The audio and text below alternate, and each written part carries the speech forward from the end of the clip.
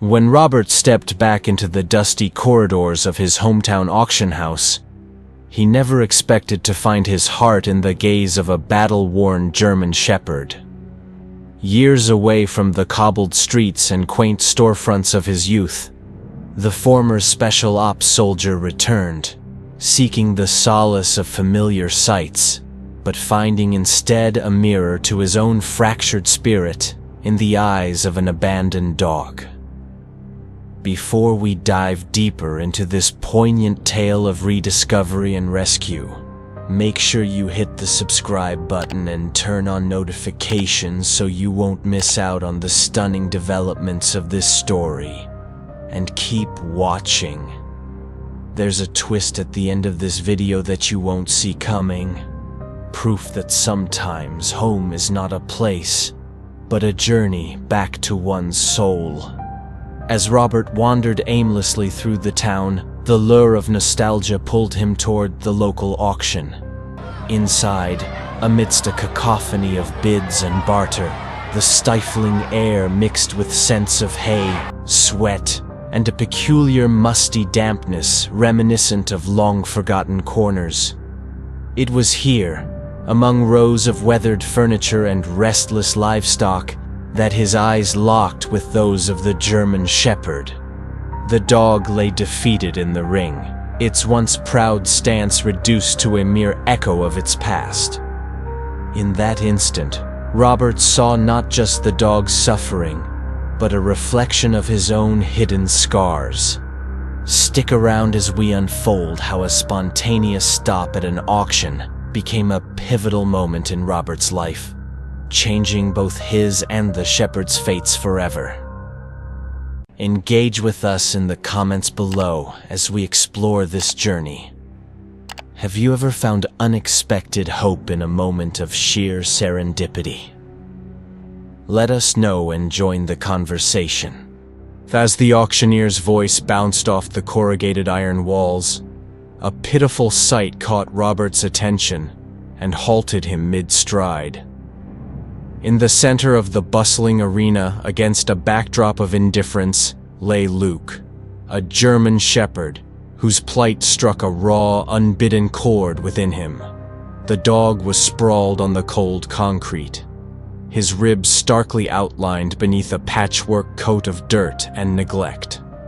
Luke's eyes, dim with resignation, flickered momentarily as they met Robert's, an unspoken plea echoing in their depths. The moment felt surreal, almost preordained, as if Robert had been led to this exact spot for a reason he couldn't yet fathom. The dog's presence seemed like a somber omen, signaling a chapter in Robert's life that demanded to be opened. The air around them thickened with anticipation, drawing a hushed attention from a few nearby onlookers who sensed the charged atmosphere. The poignant scene unfolded like a silent movie, with Luke as the unwitting protagonist, whose fate hung precariously in the balance.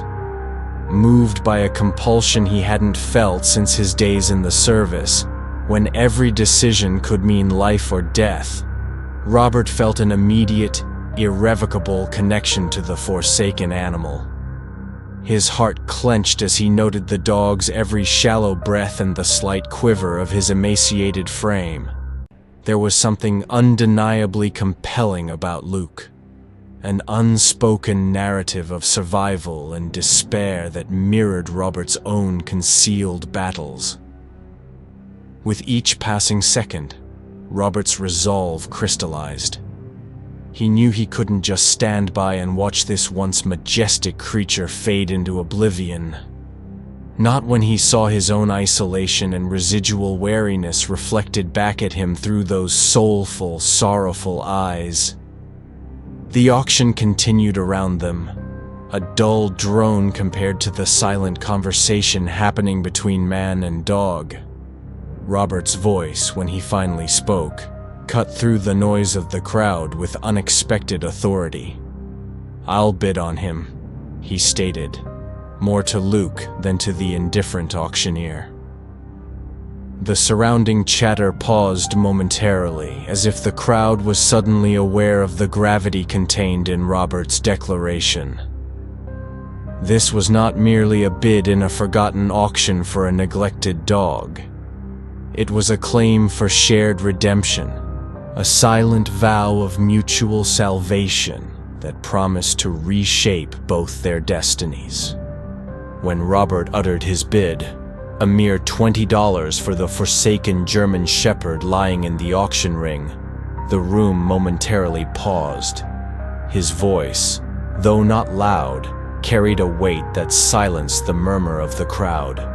The auctioneer, a tad surprised by the sudden interest in what many considered a lost cause, quickly hammered down the gavel. "Sold for $20 to the gentleman in the back," he announced, almost dismissively. Yet, for Robert, this was no small transaction. It was a pivotal act of rescue, a commitment that resonated deeply with his own longing for a second chance. As Robert led Luke away from the auction house, the dog's wariness was palpable. Luke's steps were hesitant, his body taut with anxiety, tail tucked low. He flinched at the slightest sound, his dark eyes darting nervously. At home, Robert introduced Luke to the expansive quiet of Montana, a stark contrast to the confined chaos of the auction. The land stretched wide under the big sky, offering space and peace, but the vast openness seemed to overwhelm Luke at first. Robert was patient. He understood that trust, like the healing of old wounds, takes time. He gave Luke the room to explore his new surroundings at his own pace, never pulling on the leash or forcing an interaction. Each morning, he left food and fresh water within reach, and though Luke initially kept his distance, Robert sensed a gradual, if tentative, curiosity grow in the dog.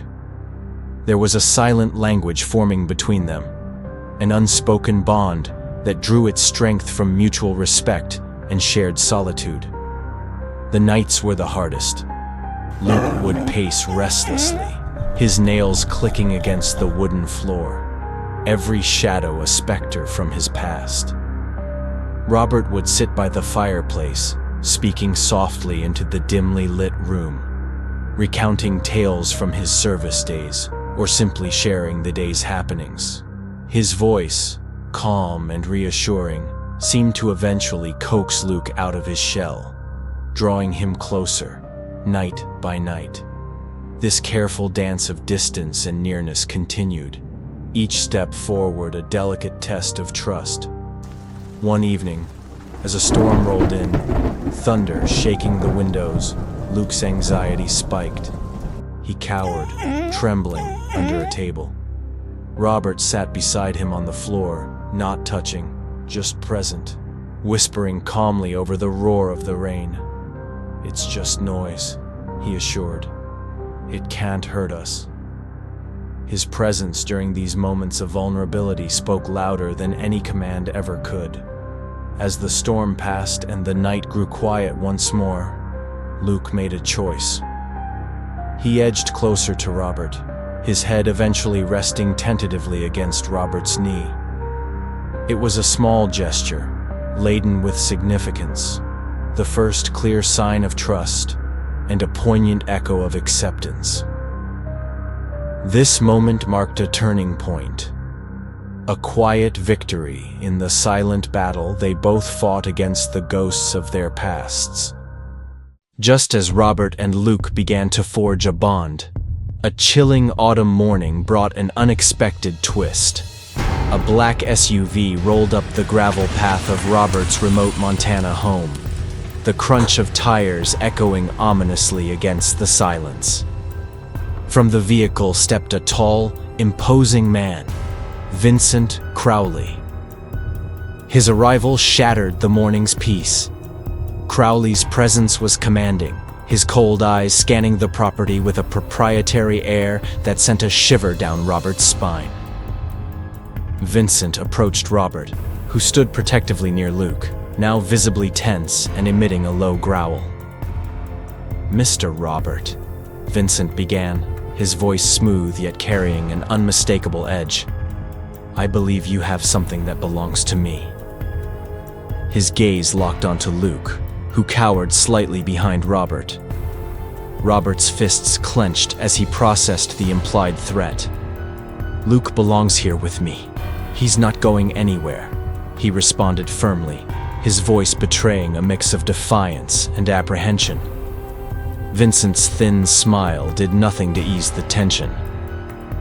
"You might not be aware, Mr. Robert, but this dog," Vincent gestured dismissively at Luke, "is part of a highly valuable canine unit trained for specific capabilities. He wasn't meant to end up at some petty auction." Vincent's words hung heavy in the air, suggesting a veiled history of Luke that was darker and more complex than Robert had imagined. The mention of a specialized K9 unit hinted at a past filled with rigorous, possibly brutal training regimes. Robert felt a surge of protectiveness, realizing that Luke's subdued demeanor and scars were likely the remnants of a life filled with hardship and exploitation. "I don't care what he was trained for," Robert countered, his voice steady despite the rising alarm. "He's not just a tool to be used and discarded. He's a living being who deserves a chance at a better life, which I am providing." Vincent chuckled darkly, his gaze never wavering from Luke. "You may find that some creatures, like some men, are not so easily rehabilitated. And when their past catches up, it can be problematic for all involved." With that cryptic warning, he turned back toward his SUV. "This isn't over, Mr. Robert. I'll give you a day to reconsider. After that, I will take what's mine."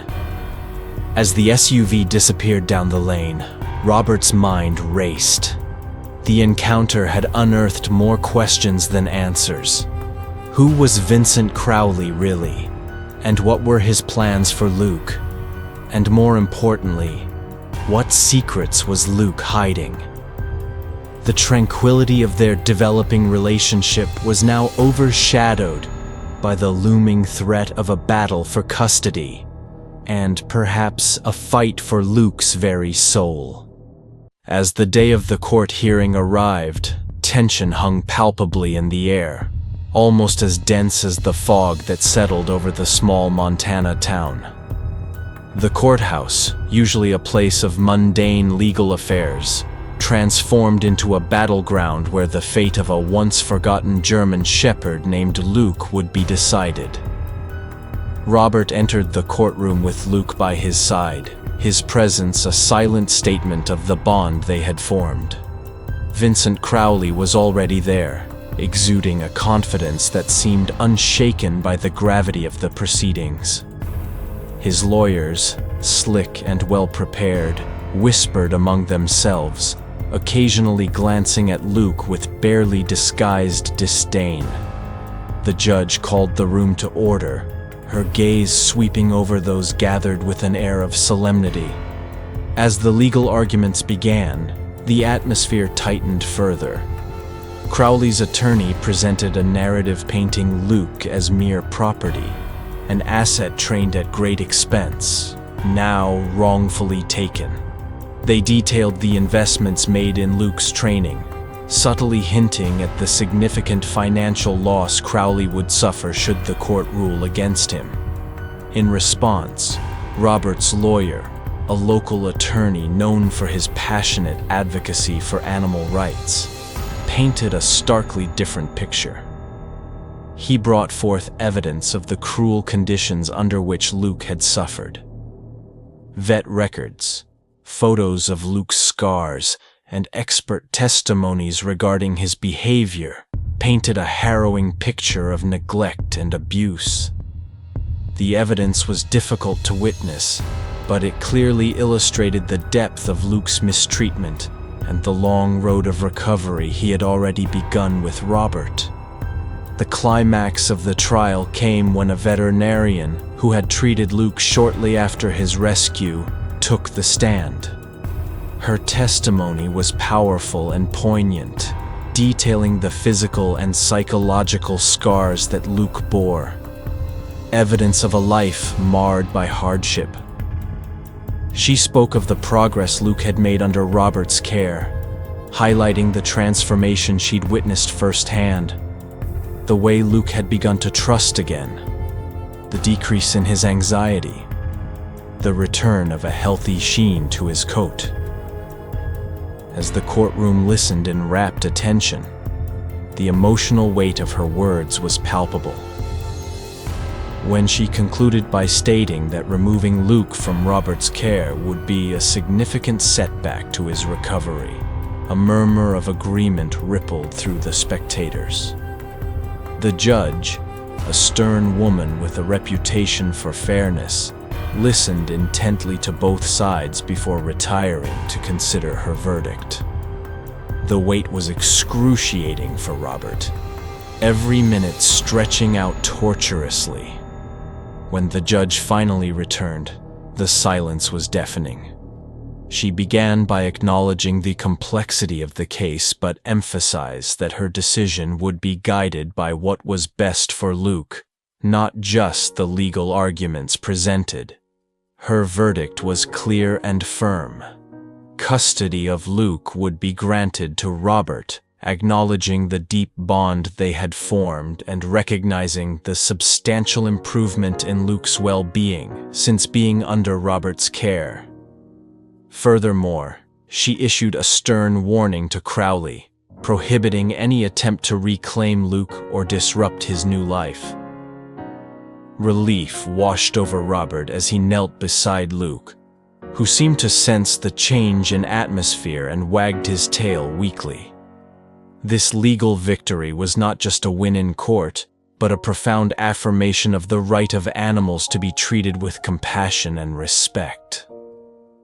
The courtroom burst into applause, a rare sound in such a solemn place, echoing the community's support for what many felt was a just decision. As they left the courthouse, Robert felt a weight lift from his shoulders, knowing that from now on, Luke's nights would be marked by peace and security, not fear. The battle was won, but both knew that the war for Luke's complete recovery and happiness was just beginning, a journey they were now free to take together. With the legal battle behind them, Robert turned his attention to a new mission that extended beyond the rolling hills of his Montana ranch. Inspired by Luke's resilience and the profound journey they had embarked on together, Robert transformed his ranch into a sanctuary, not just for dogs who had suffered trauma, but also for veterans seeking peace and solace after the ravages of war. He named the program Second Chances, reflecting the new beginnings it offered both the animals and people it served. The ranch became a place where wounded souls found healing in the quiet companionship of animals who, like them, had endured too much. Together they mended fences, both literal and metaphorical, and in doing so, they slowly stitched the tattered pieces of their lives back together. The success stories multiplied, each one a testament to the power of empathy, patience, and unconditional support. Luke, who once cowered in the shadows, now thrived as the unofficial greeter, his tail wagging as he welcomed new arrivals with a gentle nudge and a knowing look. His transformation was a beacon of hope for all who joined the Second Chances program.